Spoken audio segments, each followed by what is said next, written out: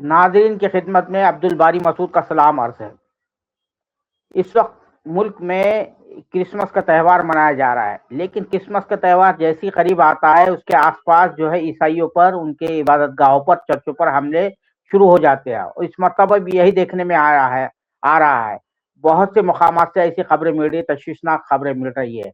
और United Christian forum ईसाइयों की एक बड़ी तंजीम है, पुरानी तंजीम है। उसने बाकायदा एक लेटर भी यूनियन मिनिस्टर अमित शाह को लिखा था कि आप जो है इस त्यौहार के मौके पर जो ईसाइयों पर हमले हो रहे हैं, उसको रुकवाए। बाकायदा पुलिस को हुक्म दे, सब तमाम रियासतों को हिदायत दे कि वो इस त्यौहार को पीसफुल तरीके से मनाने दे।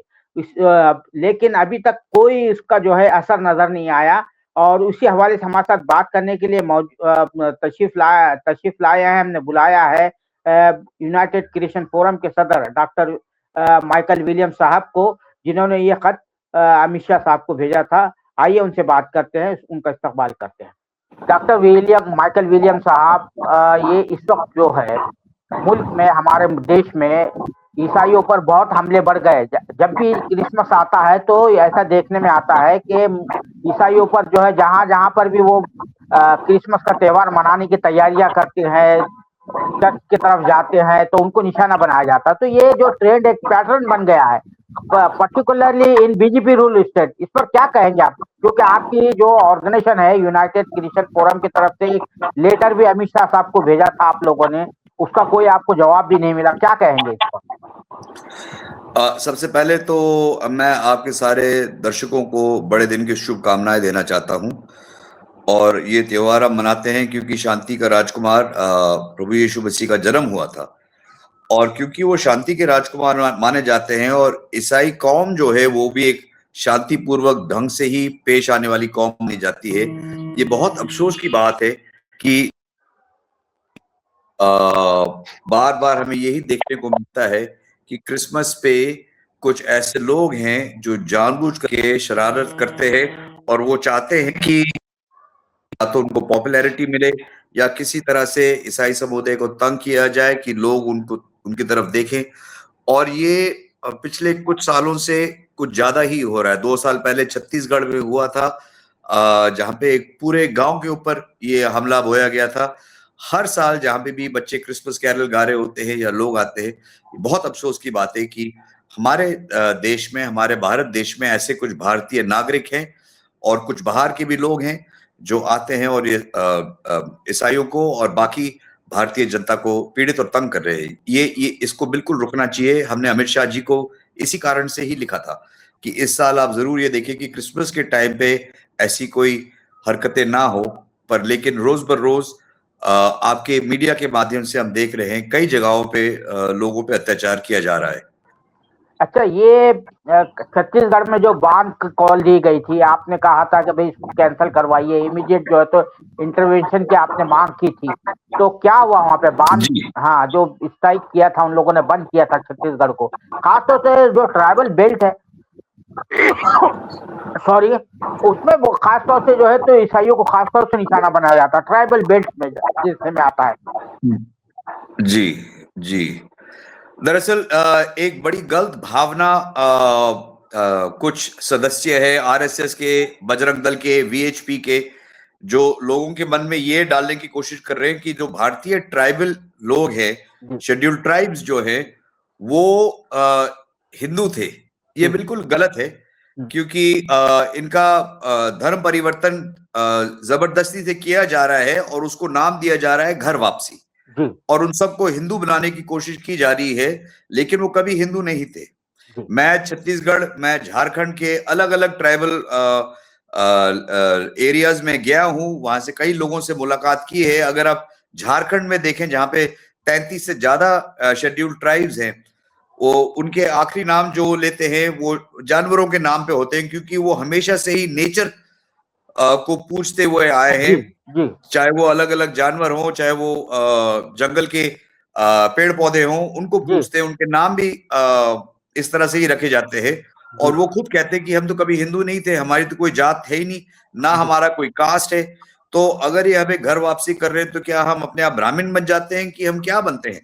जी और उसी तरह से नॉर्थ ईस्ट के ट्राइबल्स पे भी ये किया जा रहा है। लेकिन आपने पढ़ा होगा कि नॉर्थ ईस्ट के कुछ लोग जो 2-3 हजार सालों से वहां पर हैं, उनको आज की तारीख में बताया जा रहा है कि वो इजराइल के एक खोए हुए ट्राइब के वंश के लोग हैं।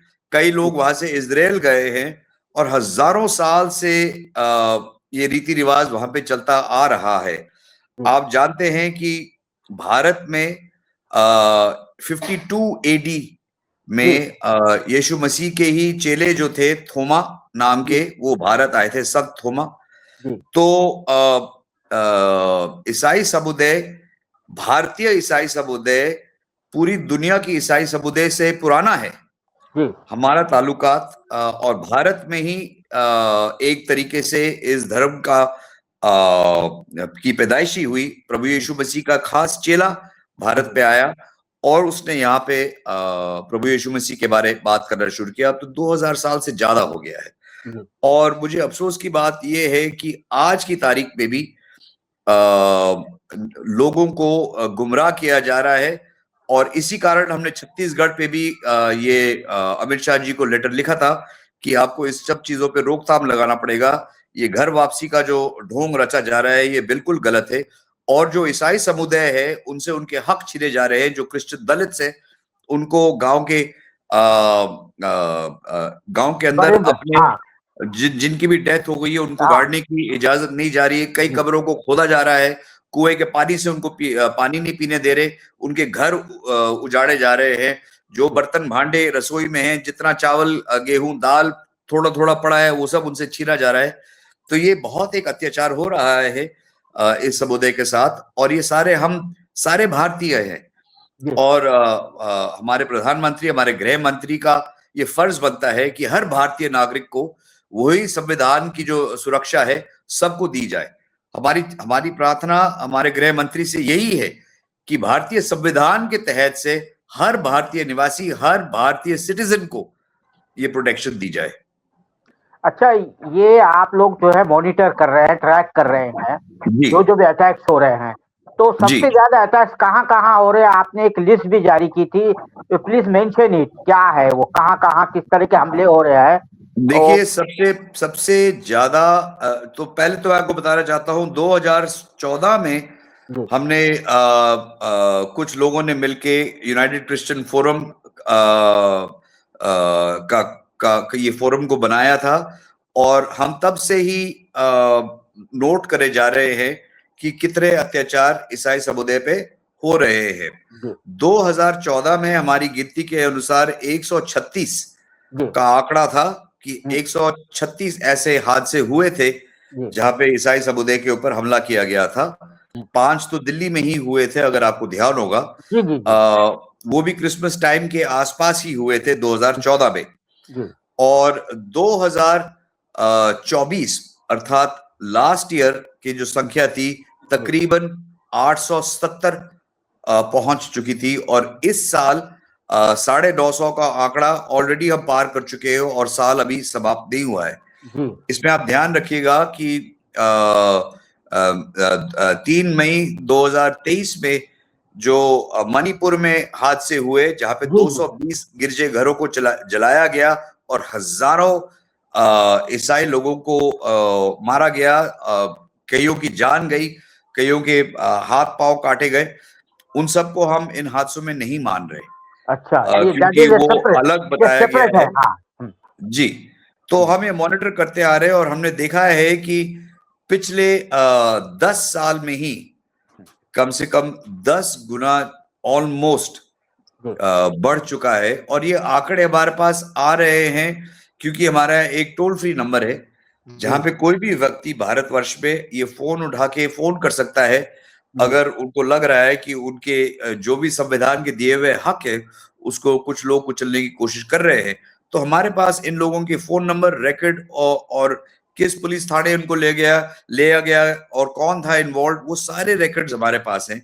हर साल हम अपने सरकार के साथ, हमारे प्रधानमंत्री के साथ, हमारे गृह मंत्री के साथ ये नंबर्स, ये आंकड़े, ये पूरा शेयर करते हैं कि उनको भी खबर हो, उनको भी पता हो लेकिन हम देख रहे हैं आज की तारीख में ना केवल ऐसे कई एलिमेंट है, खासकर बजरंग दल के, आरएसएस के, वीएचपी के, विश्व हिंदू परिषद के लोग जो आके ये अत्याचार कर रहे हैं, लेकिन पुलिस का भी हम देख रहे हैं या तो वो बिल्कुल लाचार होकर खड़ी रहती है या पुलिस का पूरा सहयोग इन लोगों को मिलता है, क्योंकि जिनको ये अत्याचार कर रहे हैं उन्हीं को ही गिरफ्तार किया जाता है, उन्हीं के अगेंस्ट गलत गलत केस डाले जाते हैं कि ये यहाँ पे धर्म परिवर्तन कर रहे थे।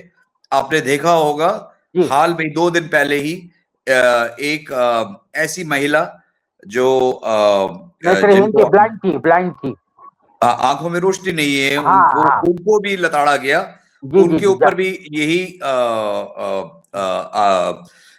ब्लेम डाला गया कि ये धर्म परिवर्तन कर रहे हैं। आपने कल देखा होगा कि 18 छोटे छोटे स्कूल जाते हुए बच्चों की पिटाई की क्योंकि वो क्रिसमस कैरल गा रहे थे। ये वाकई में एक बहुत ही गलत माहौल है, और अगर हम अपने आप को एक सेक्युलर नेशन मानते हैं और बांग्लादेश में जिस प्रकार से दुखद घटना हुई कि हमारे ही मेजॉरिटी रिलीजन के एक व्यक्ति को मारा गया और पूरा देश इतना नाराज हुआ, लेकिन आपने देखा होगा उससे 2 दिन पहले केरला में भी एक बिहार के बड़ी उम्र के निवासी को भी इतनी बुरी तरह लताड़ा गया, इतनी बुरी तरह मारा गया कि उसकी जान ले ली। तो हम अपने ही माइनॉरिटीज को अपने देश में सुरक्षित नहीं कर पाते, तो हमारे पास किस तरह से हक है कि दूसरे देशों की तरफ हम देखें और कहें आप अपने माइनॉरिटीज क्यों नहीं बचा रहे। ये एक शर्मनाक हकीकत है और इससे हमें दूर रहना है, हमें इसको बिल्कुल पलटना है। हमारी सरकार से यही दुआ है, हमें यही प्रार्थना है कि आप सबसे पहले तो अपने देश की तरफ नजर करें और यहाँ पे जो माइनॉरिटीज के साथ अत्याचार हो रहा है सबसे पहले आप इसको रोकें। जो लोग कर रहे हैं उनसे कड़ी सी कड़ी सजा दी जाए कि आने वाले लोग भी, आने वाले पीढ़ी भी कभी गलती से ये ना करे, क्योंकि ये भारतीय संविधान में, भारतीय धरोहर में ये हमारे बिल्कुल हमें सूट नहीं करता। और जिस तरह से हम एक भावना भाईचारे की रखते हैं कि यूनिटी इन डाइवर्सिटी, कंधे से कंधा लग के ये देश उन्नति करे, यही हम सबकी दुआएं और प्रार्थनाएं हैं। और मैं चाहता हूं कि सरकार इस रणनीति को एक बहुत ही मजबूत तरीके से भारत के अंदर एनफोर्स करे। लेकिन सवाल ये है सर कि ये जो 10-12 जो बीजेपी रूल स्टेट है वहां पर एंटी कन्वर्जेंस लॉज बनाए हैं तब्दीली मदद के खिलाफ, तो क्या आपको लगता है? और दूसरी बात यह है कि आपने कहा कि ट्राइबल्स हिंदूज नहीं है, ट्राइबल्स भी कहते हैं, उनके चीफ मिनिस्टर जो हेमंत सोरेन ने भी फ्लोर ऑफ द हाउस कहा था कि वी आर नॉट हिंदूज और कभी हम हिंदू नहीं रहेंगे, सब कुछ ये बात है। तो ये क्या ये इनसिक्योरिटी जो है इनके अंदर, ये इनसिक्योरिटी है कि लोग जो है दलित और जो भी वो जो मेल ट्रीटमेंट होता है इनके साथ, गलत ट्रीटमेंट होता है, वो लोग उनका मजहब छोड़कर दूसरे मजहब में दाखिल होते हैं, तो ये इनसिक्योरिटी का डर है, क्या मामला क्या है? और उसी से मैं जोड़ रहा हूँ, आप जो कह रहे हैं ना ट्राइबल वो हिंदू नहीं है, लेकिन उनको जो तो काउंट तो किया गया है, हिंदू में किया गया है। अब इस वक्त जो हमारी देश की जो आबादी है 79% जो है हिंदू बताई जाती है, तो आप इसको किस तरह से आप ये करेंगे? आप इलेबोरेट इनसिक्योरिटी का जो वो है, क्या लगता है कि इनके अंदर इनसिक्योरिटी उसी वजह से ये हरकतें करते हैं? देखिए 2-3 चीजें हैं बारी साहब जो हमें समझना पड़ेगा जी। सबसे पहले ये जो शब्द हिंदू है जी, ये हिंद या इंडस इंद वो जियोग्राफिकल नॉमेनक्लेचर हमेशा रहा है जी जी। जब कभी भी बाहर से, विदेश से कोई भी इंसान भारत की तरफ आया है तो वो हिंद के देश की तरफ ही आया है, और यहाँ के निवासियों को, सारे निवासियों को, चाहे क्या भी धर्म रहा हो, क्या धर्म ना रहा हो, उन सबको, जैसे आप अमेरिकन या कनेडियन कहते हैं, तो कनेडियन कोई धर्म नहीं हुआ, अमेरिकन कोई धर्म नहीं हुआ, वो एक पहचान है आपकी, कहाँ पे आप रहते हैं। तो सुप्रीम कोर्ट में भी आपने देखा होगा कि जब पूछा गया था कि हिंदू होता कौन है, तो उन्होंने कहा कि Hindu is not a Christian, is not a Muslim, is not a Parsi, तो नॉट अ करके बाकी सारे। तो ये जो आज की तारीख में बीजेपी की जी, इनके मैनिफेस्टो में ही इन्होंने ये बयान को बड़ा क्लियर किया था किस वजह से ये एक हिंदू राष्ट्र बनाना चाहते हैं, इसका तो मैं जवाब नहीं दे पाऊंगा। इसका केवल वही लोग दे पाएंगे जिन्होंने इसकी सृष्टि की है अपने दिमाग में और अपने मैनिफेस्टो में डाला है। लेकिन भारतीय परंपरा और भारतीय कॉन्स्टिट्यूशन, संविधान, ये दोनों इस देश को एक सेक्युलर नेशन मानते हैं। यहाँ पे गौतम बुद्ध भी थे, यहाँ पे महावीर भी थे, यहाँ पे हमारे सारे सिख गुरु भी आए, और यहाँ पे इस्लाम भी शुरुआत से ही है। तो इसलिए इतनी अच्छी तरीके से इस देश में सब मिलके रह रहे हैं। जब आजादी हुई और भारत का विभाजन हुआ, लोगों ने चुना कि वो इस देश के अंदर रहेंगे, और ये जो चॉइस है ये संविधान देती है। और संविधान ने और बड़े क्लियरली, बड़े स्पष्ट तरीके से बोला है कि लोगों के चॉइस को प्रोटेक्ट करना पड़ेगा। जब कॉन्स्टिट्यूशनल डिबेट्स हुए थे और सरदार वल्लभ भाई पटेल जो ये कमेटी के चेयरमैन थे और ये सारे आर्टिकल्स लिखे जा रहे थे, तो उन्होंने ये कहा था कि जिन माइनॉरिटी लोगों ने हम पे विश्वास रखते और नए भारत के सपने पे विश्वास रखते इस देश को चुना है, हमारा फर्ज है, और खासकर इस मुल्क के मेजॉरिटी रिलीजन मतलब हिंदू धर्म को मानने वाले उन लोगों का फर्ज है कि इन लोगों को ना केवल सुरक्षित रखे, पर इनको इतना फलने का फूलने का मौका दिया जाए कि जिस विश्वास से इन्होंने भारत को चुना है और भारत के सपने को चुना है, वो हर इंसान के लिए पूरा किया जाए। हम कितनी दूर भटक गए हैं सरदार वल्लभ भाई की सोच से, और हम आज कहाँ आ बैठे हैं कि इस देश में ये एंटी कन्वर्जन लॉज 12 स्टेट्स में, राष्ट्रों में ऑलरेडी डाला गया है। आप जानते होंगे सुप्रीम कोर्ट में मैं हूं, खुद पिटिशनर हूं बिशप मचाडो के साथ, जहां पे हमने इन सबको चैलेंज किया है, और ये मैटर 2-3 बार कोर्ट में, सुप्रीम कोर्ट में आया है, और ये सारे 12 राष्ट्रों को बोला गया है कि आप डालिए अपने नंबर कि कितने यहाँ पे आपके फोर्स्ड कन्वर्जन हो रहे हैं, कितने आपके फोर्स्ड कन्वर्जन नहीं हो रहे। आज तक इन सरकारों ने नहीं डाला है। ऐसे कानून की क्या जरूरत है जहां पे हम खुद देख पा रहे हैं कि कन्विक्शन नहीं रहा है, और ऐसा कुछ सीरियस रहा नहीं है, लेकिन 4 स्टेट्स हैं जिन्होंने मौत की सजा भी एंटी कन्वर्जन लॉज के अंदर डाल दी है। ये बहुत ही एक सीरियस मामले पे आ गए। ना यहाँ पे बेरोजगारी की बात हो रही है, ना किस तरह से हवा साफ की जाए उसकी बात हो रही है, ना किस तरह से हम ट्रांसपोर्ट, बिजली, पानी, नलके से आदमी पानी पी पाए, खाने की, गरीबी हटाने की, इन सब चीजों के लिए हमें चिंता नहीं है। लेकिन कोई आदमी अपनी इच्छा से धर्म भी बदल ले तो हमने ऐसे कानून बना लिए कि मौत की सजा भी उसको सहनी पड़ेगी। तो यही मैं पूछना चाह रहा हूँ कि क्या ये जो है आपके अपने मजहब की कमजोरी है, आप दूसरों पे लाद रहे हैं, इनसिक्योरिटी की फीलिंग जो है उनके अंदर, ये कानून बनना ये इस बात की अलामत है कि भाई हमारी जो हमने जो वॉल बाउंड्री बनाई है उससे कूदकर कोई बाहर ना जाए, फसील जो बनाई है, क्या ऐसा लगता है आपको?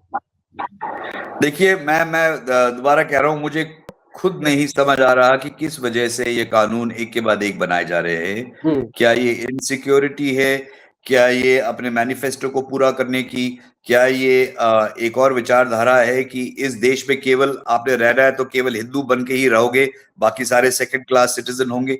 क्या विचारधारा है, मैं इसके ऊपर टिप्पणी तो नहीं दे पाऊंगा, लेकिन मैं ये जरूर कह सकता हूं कि ये भारतीय संविधान के बिल्कुल विरोध में है, और इसमें कई ऐसी चीजें हैं, जब सुप्रीम कोर्ट में ये मैटर्स आएंगे, जब हम लोग एक बार जस्टिस को ये समझा पाएंगे कि क्या क्या चीजें इन एक्ट्स में गलत है, जो भारतीय संविधान के खिलाफ है, तो मुझे लगता है कि जो सच है वो उभर के बाहर आएगा। क्योंकि मुझे हमारे जुडिशरी पे, जुडिशियल सिस्टम पे बहुत विश्वास है, और इसी कारण से ही हमारा कॉन्स्टिट्यूशन भी जो इतना मजबूत है, और सुप्रीम कोर्ट ने हर बार कॉन्स्टिट्यूशन को बचा के रखने की और उसकी सुरक्षा करने की ये जो निष्ठा ली हुई है, इसी कारण से विश्वास है।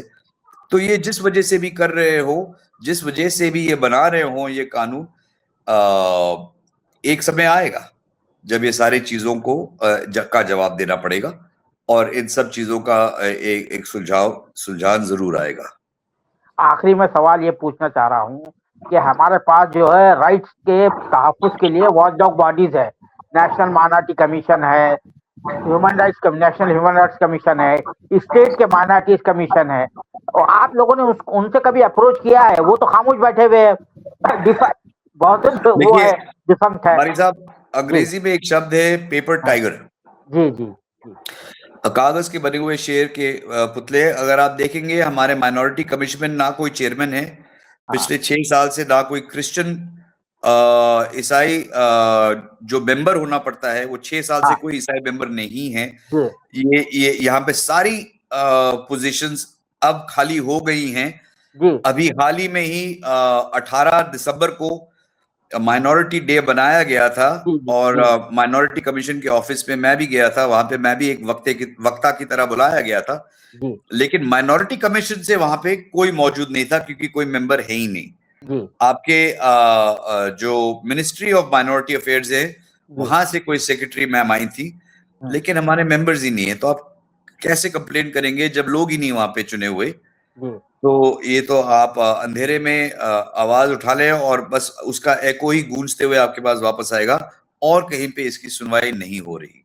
केवल कोर्ट हमारे लिए एक ऐसी जगह बची हुई है जहाँ पे अब जाके अपने प्रॉब्लम्स को रख सकते हैं। बहुत शुक्रिया डॉक्टर माइकल विलियम साहब। सबसे पहले तो मैं आपको क्रिसमस की मुबारकबाद देता हूँ, इब्तिदा में भी मैंने दी है और दोबारा देता हूँ पूरी ईसाई बिरादरी को, हमारी ईसाई कम्युनिटी को। और हम दुआ करते हैं कि ईसाई बिरादरी महफूज और पीसफुल रहे, उन पर तशद्दुद ना हो, हम उसकी दुआ करते हैं। बहुत शुक्रिया, आपने हमको वक्त दिया। जी भाई साहब, आपके दर्शकों को भी एक बार फिर से क्रिसमस बड़े दिन की शुभकामनाएं, और आपके चैनल के थ्रू मेरी दुआ सारे मेरे देशवासियों से है कि जब तक कि हम एक साथ मिलके ना जिए, एक साथ एक दूसरे का हाथ पकड़ के कदम आगे ना बढ़ाएं, ये देश उन्नति नहीं कर पाएगा। और मैं चाहता हूं कि ये देश बहुत तरक्की करे, बहुत उन्नति करे।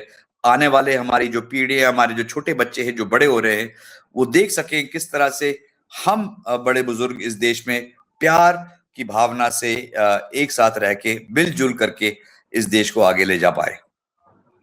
बहुत शुक्रिया, थैंक यू।